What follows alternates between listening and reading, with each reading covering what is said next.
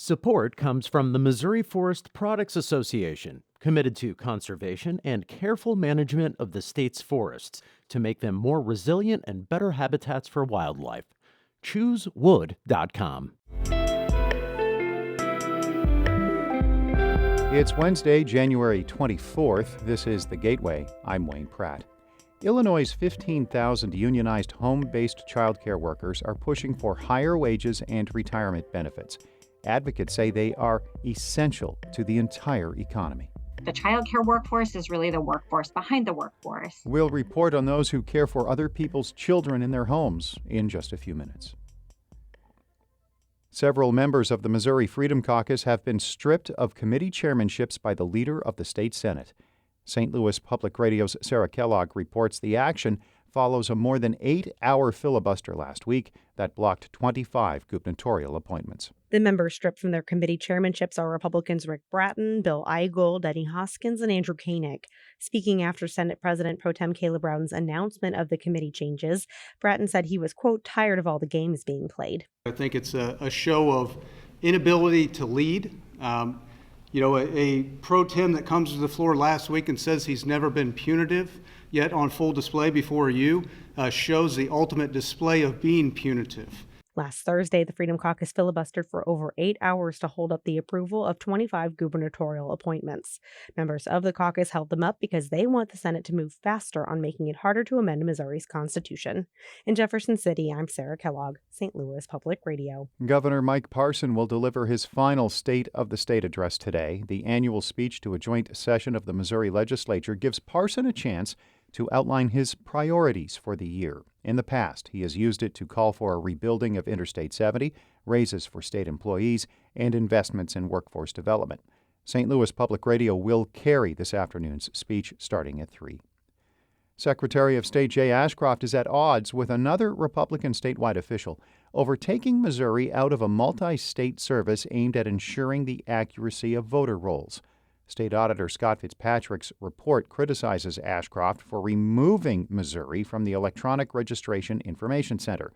Fitzpatrick says Ashcroft did not evaluate the benefits of staying in the program known as ERIC. And I understand the reasoning that he's provided for wanting to withdraw from ERIC, but it's also, I think, important to note the changes to the information the local election authorities have access to as a result of the decision. Ashcroft says he weighed getting out of the registration program for more than a year and did take the consequences of the action into account. One person has been arrested after a group of protesters demanding a ceasefire yesterday in the war between Israel and Hamas disrupted St. Louis County Council proceedings. St. Louis Public Radio's Rachel Lippman reports. The protest, involving about 100 people, began during a period allowed for public comment on items on the council's agenda. On Tuesday, that included a resolution marking International Holocaust Remembrance Day. A speaker decried the modern use of the word Holocaust as dismissive of the harms inflicted on imperialized nations, then led the crowd in a series of chants. Ceasefire now! Ceasefire now! Chairwoman Shalonda Webb recessed the meeting and asked the chambers to be cleared. The one arrest was of a person who refused to leave. The council will finish up its meeting Friday afternoon. It will be virtual, and comments must be submitted ahead of time. I'm Rachel Lippman, St. Louis Public Radio. A judge is not allowing a former St. Louis alderman to get out of prison early. Jeffrey Boyd is serving 3 years for fraud and taking bribes. The Post-Dispatch reports Judge Stephen Clark has ruled Boyd should not be released before the end of the sentence. He did not give a reason. The newspaper reports Boyd made the request following a change in federal sentencing rules. Boyd, former board president Lewis Reed, and ex-alderman John Collins Muhammad were also sentenced to prison for the fraud and bribery scheme.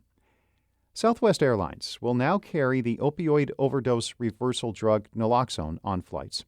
St. Louis Public Radio's Sarah Fenton reports a St. Louis area man has been advocating for that change after witnessing an overdose in 2022. Baldwin resident John Gall and his wife were on a Southwest flight from St. Louis to Las Vegas when a person in another seat showed signs of an overdose. Gall, the in-flight crew, and several medical professionals on board helped revive the man. Gall says it's because they administered naloxone he and his wife carry with them. He's been pushing for airlines to carry the drug ever since.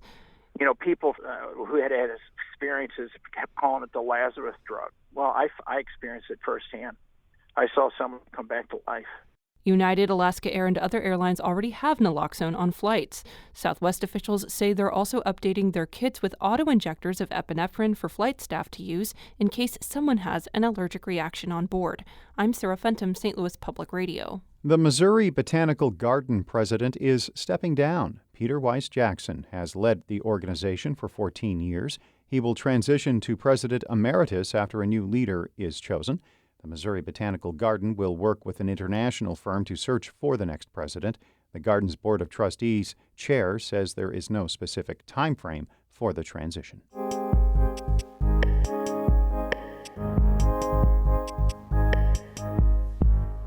Illinois provides free or affordable child care to low-income families, including at-home-based daycares. More than 15,000 of those providers are in contract negotiations with the state. They are bargaining over pay and retirement as more workers leave the field because of low wages and lack of benefits. Esther Yunji Kang reports on what advocates call the workforce behind the workforce. Larissa Learning Lab is a home-based daycare in the Chatham neighborhood on Chicago's South Side. And owner Bridget Vance is multitasking on a Friday morning. It's okay. What are you going to build? The 57-year-old comforts a toddler who is under the weather while building blocks with two other little ones. That's a tall tower. Wow, what color is that one? This daycare center serves between 6 to 10 kids on any given weekday from 6 a.m. to 6 p.m. Vance is passionate about taking care of children. They're precious and they're a gift from God. And every child deserves to be treated with love, dignity, and respect. But it hasn't been easy over the last 25 years. After all, she runs a business. There's utilities, staff, benefits, taxes to pay. Vance has held side jobs and used credit cards to make ends meet. Well, let's just say monthly a couple of $1,000s. That's what I take home. You can actually get public assistance with that amount. And I just think that that's a disgrace. She says it's hard to save money, and she has no retirement or pension plan in place. Vance is among more than 15,000 home-based childcare providers in Illinois who are part of the state's Child Care Assistance Program. That program gives struggling families free or close to free childcare. Now, these providers are in the middle of contract negotiations with the state over retirement plans, training, and most importantly, pay in the form of the state's rates per child. Vance and others say many providers make close to or less than minimum wage. The childcare workforce is really the workforce behind the workforce. That's Bryn Seibert with SEIU Healthcare Illinois, the union that represents Vance and thousands of other home-based childcare providers. She says if the Child Care Assistance Program is to help struggling parents, it has to do right by the childcare professionals who change diapers, read books, and play with preschoolers on a daily basis. A spokesperson for the state says contract talks are pending. Seibert says those talks have been ongoing since last June.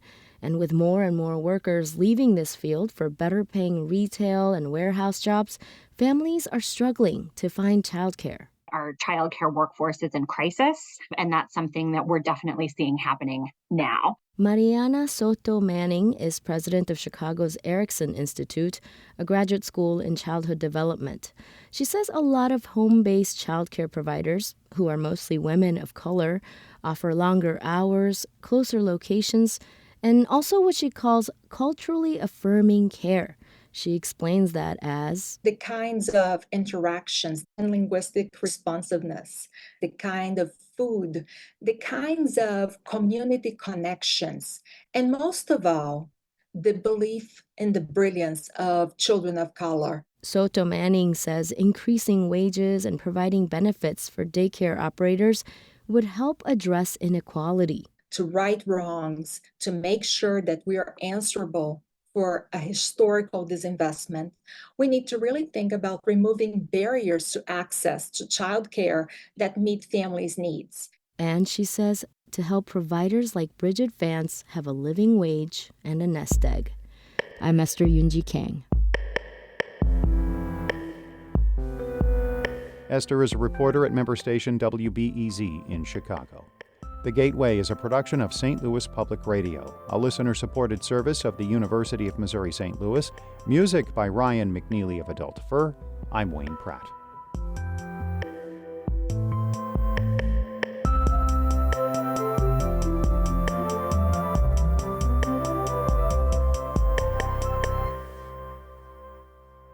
Support comes from the Missouri Forest Products Association, providing more than 41,000 jobs in the production of wood pallets, railroad ties, white oak barrels, hardwood floors, and more. Details at choosewood.com.